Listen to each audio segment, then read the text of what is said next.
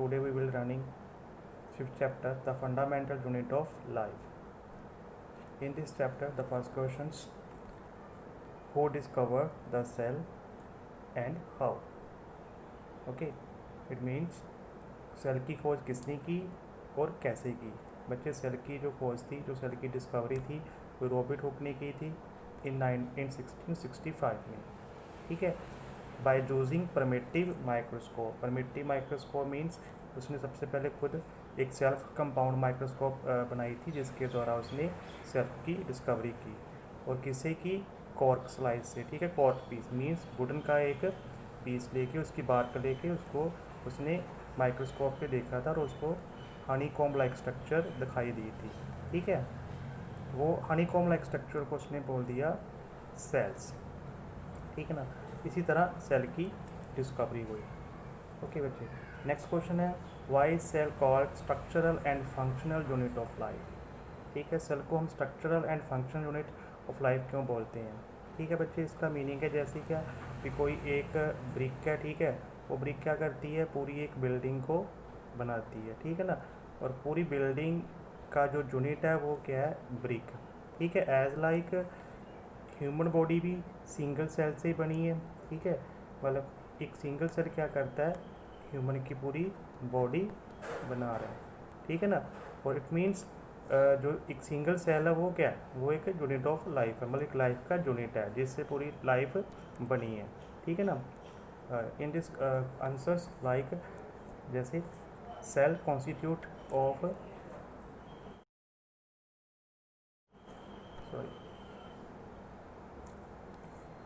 Cell constitute of various component of plant and animals. Cell क्या है? Animal और plant के वेरियस कंपोनेंट का एक कॉन्स्टिट्यूट है. ठीक है, okay. A cell is smallest unit. Cell क्या एक स्मॉलेस्ट यूनिट है जिससे पूरी लाइफ क्या है? बनी है. ठीक है, और is capable of all living functions. और जितने भी लिविंग फंक्शन हो रहे हैं हमारी बॉडी में, उसके लिए ये क्या है? कैपेबल. जैसे क्या आरबीसी सेल का फंक्शन क्या होता है? ट्रांसपोर्ट करना oxygen.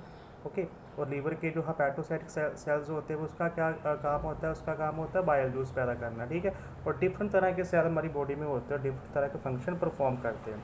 Okay, cells are building block of life. Cells क्या होते हैं? लाइफ की बिल्डिंग ब्लॉक होते हैं. जैसे एक बिल्डिंग है, उसका बिल्डिंग ब्लॉक क्या है? ब्रिक है. वैसे ही हमारी बॉडी का जो बिल्डिंग ब्लॉक है वो क्या है? सेल्स है. ठीक है, इसी रीज़न के कारण हम इसको क्या बोल देते हैं? Structural and functional unit of life. Okay,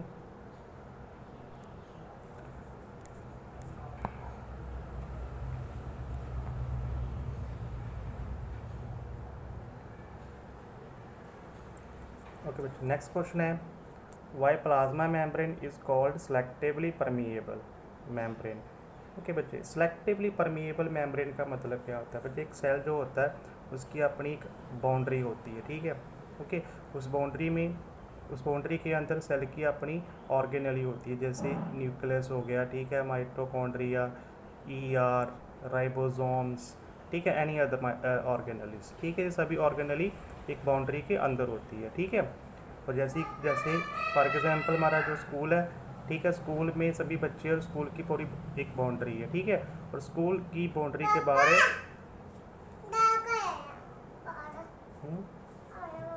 कौन है? कौन है?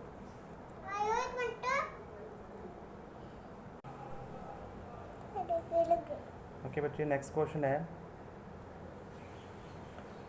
Why is the plasma membrane is called selectively permeable membrane. ठीक है बच्चे, सेलेक्टिवली परमिएबल मेम्ब्रेन क्यों बोलते हैं इसको हम? हमें पता है जो सेल है, सेल की अपनी एक बाउंड्री होती है. ठीक है, उस बाउंड्री के अंदर बहुत सारी ऑर्गेनलीज होती हैं, जैसे nucleus, ribosomes, lysosomes, mitochondria, Golgi apertures. ठीक है, एज लाइक ऐसी सभी ऑर्गेनलीज होती है. ठीक है, बाउंड्री के अंदर. ठीक है, और जैसे फॉर एग्जांपल लेते भी हमारा जो स्कूल है. ठीक है, स्कूल की अपनी एक बाउंड्री है. ठीक है, ओके, और बाउंड्री पे क्या है? एक हमारा गेट है, और गेट पे क्या है? हमारा एक गेट कीपर है. ठीक है, वो गेट कीपर क्या करता है? जब भी कोई स्टूडेंट आता है बाहर से जो स्कूल में एंटर करता है, तो वो क्या करता है? अपना आई कार्ड चेक करवाता है. ठीक है, आई कार्ड चेक करवा के ही स्कूल में एंटर करता है. यदि कोई अदर स्टूडेंट आएगा, उसके पास आई कार्ड नहीं होगा, तो वो स्कूल में एंटर नहीं कर सकता. इट मीन कि जो स्कूल में जो एंट्री हो रही है स्टूडेंट्स की वो कैसे हो रही है, सिलेक्टिवली, मतलब सिलेक्टेड होकर स्कूल में वो एंटर कर रहे हैं। वैसे ही सेल में कोई भी पार्टिकल जब एंटर करता है तो वो सिलेक्ट होकर ही सेल में एंटर करेगा, ठीक है। अदरवाइज वो जब सिलेक्टेड नहीं होगा तो वो सेल में एंटर नहीं करेगा, ठीक है ना। जैसे क्या कि सेल मेम्ब्रेन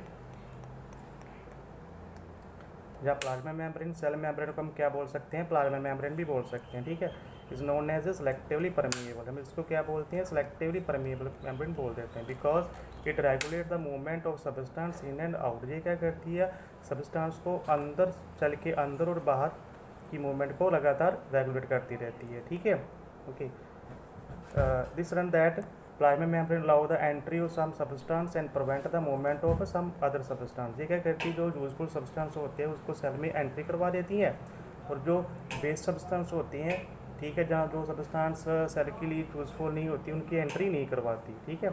इसलिए हम इसको बोल देते हैं सिलेक्टिवली परमिएबल। ओके बच्चे, नेक्स्ट क्वेश्चन है difference between prokaryotic cell and eukaryotic cell. बच्चे प्रोकैरियोटिक सेल क्या, प्रोकैरियोटिक सेल वो है, ठीक है, जिसमें जेनेटिक मटेरियल तो होता है बट उसके अराउंड कोई मेम्ब्रेन नहीं होती, मतलब उसमें न्यूक्लियस एब्सेंट होता है, ठीक है। यूकैरियोटिक वो सेल है जिसमें जेनेटिक मटेरियल होता है बट उसके अराउंड एक न्यूक्लियर मेम्ब्रेन होती है, उसको हम बोलते हैं न्यूक्लियस। मीन प्रोकैरियोटिक में न्यूक्लियस एब्सेंट होता है और यू में क्या होता है, न्यूक्लियस प्रेजेंट होता है, ठीक है।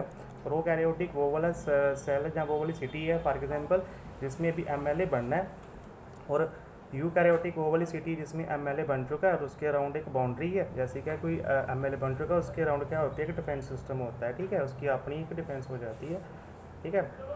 उसके बाद क्या है, सेकंड पॉइंट जैसे कि कि जो प्रोकैरियोटिक होते हैं वो स्मॉल साइज़ होते हैं, उनका जो साइज़ है वो 1 से लेकर 10 माइक्रोमीटर तक होता है। तो यूकैरियोटिक जो सेल होते हैं उसका जो साइज़ होता है वो क्या होता है, लार्ज, वो होता है 5 से लेके 100 माइक्रोमीटर, ठीक है। नेक्स्ट पॉइंट है बच्चे जो न्यूक्लियर मेम्ब्रेन क्या होती है, इसमें एब्सेंट होती है, ठीक है, और इसको हम बोलते हैं न्यूक्लियोइड।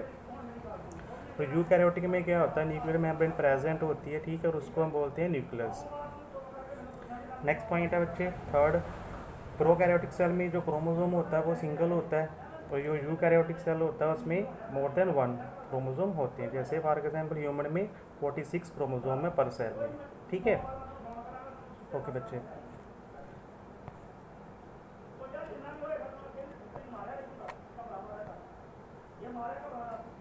बच्चे नेक्स्ट क्वेश्चन है कि can you name the 2 organelle we have studied that contain on genetic material, ठीक है। कोई 2 ऐसी ऑर्गेनेली का नाम बताओ जिसका अपना एक जेनेटिक मटेरियल है। हमने पढ़ा है कि जो सेल का अपना जेनेटिक मटेरियल होता है जिसको हम डीएनए बोलते हैं, ओके। वैसे ही सेल में 2 ऑर्गेनेली जैसे क्या है कि फर्स्ट है माइटोकॉन्ड्रिया, दूसरी है प्लास्टिड, जिसका अपना एक जेनेटिक मटेरियल होता है, ठीक है, मतलब इसका अपना डीएनए प्रेजेंट होता है, ओके। बच्चे नेक्स्ट क्वेश्चन है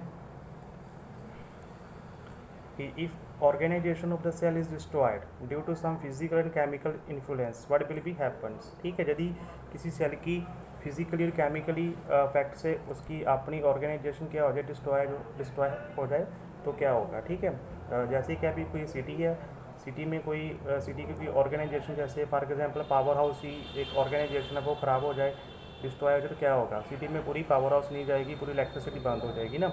वैसे ही बाकी फंक्शन तो हो गए, पर कोई जो ऑर्गेनली डिस्ट्रॉय हुई है उसका फंक्शन में भी डिस्ट्रॉय हो सकता है, ठीक है।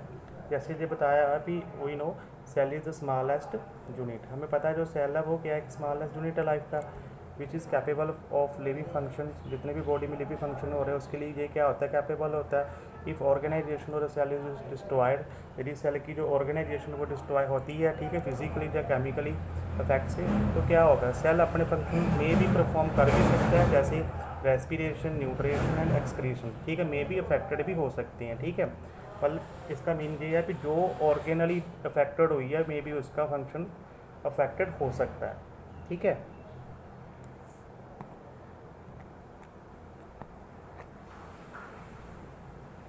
ओके बच्चे लास्ट क्वेश्चन है, नेक्स्ट क्वेश्चन है where is the protein synthesis inside the cell. बच्चे प्रोटीन सिंथेसिस क्या है, प्रोटीन सिंथेसिस मैं मानता हूँ जैसे फूड फैक्ट्री, जैसे एक सिटी में क्या फूड फैक्ट्री होती है, जैसे फूड फैक्ट्री क्या है, भी वो ब्रेड बना रही है, ठीक है। ब्रेड का जो फैक्ट्री है वो क्या करती है, पूरी सिटी में ब्रेड को सप्लाई करती है, ठीक है। वैसे ही सेल में भी ऐसे ही होता है कि सेल में क्या होता है कि सेल को प्रोटीन की नीड होती है, ठीक है। मतलब इसको मैं बोलता हूँ फूड फैक्ट्री, सेल की फूड, ठीक है। और जो सेल का जो फूड है, मीन जो प्रोटीन है वो बनता है राइबोसोम में, ठीक है। राइबोसोम के द्वारा ही प्रोटीन की फॉर्मेशन होती है, ठीक है ना। ऐसे लिखा हुआ है कि ribosome is the site for protein synthesis, ठीक है। प्रोटीन सिंथेसिस हो रहा है वो कहाँ पे हो रहा है, राइबोसोम में हो रहा है, ठीक है। राइबोसोम क्या होता है, राइबोसोम स्मॉल स्ट्रक्चर होता है, ठीक है, जो फ्रीली सस्पेंड करता है साइटोप्लाज्म में, ठीक है। Okay, it may be free, okay, और it can be occur in a chain, ठीक है। चेन में भी हो सकता है, जैसे प्रोकैरियोटिक में क्या होता है, एक चेन में होता है, ठीक है। ओके, उसके बाद क्या है कि it may be attach to the surface of endoplasmic reticulum, ये ER के साथ भी जुड़ा होता है, ओके। हाँ, they are compost of ribonucleic acid and protein, ये किससे बना होता है, प्रोटीन है, राइबोन्यूक्लिक एसिड से भी बना होता है, ठीक है। ये इसकी कंपोजिशन है, ओके बच्चे।